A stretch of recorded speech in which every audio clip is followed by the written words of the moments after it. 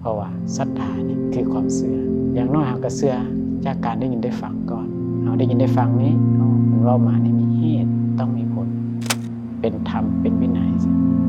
มีหลักฐานมีสิ่งอ้างอิงมีประโยชน์เชื่อแล้วบ่มีการฆ่าเกิดขึ้นบ่มีการลักของการเกิดขึ้นบ่มีการประพฤติผิดเกิดขึ้นบ่มีการบ่ตัวเกิดขึ้นเพราะมีพระเจ้าว่าความเชื่อนี้ก็ยังเป็นไปเพื่อความดีคำว่าศรัทธาอีกในหลักคำสอนของพระเจ้าเนี่ยเพิ่นจะเว้าถึงการศรัทธาที่ถูกต้อง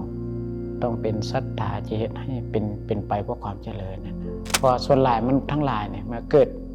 มีภัยคุกคามแล้วก็ถือเอาต้นไม้ภูเขาอารามลูกค้าเจดีย์เป็นสารณะที่พึ่งอันนั้นยังบ่เป็นที่พึ่งเกษมยังบ่เป็นที่พึ่งสูงสุด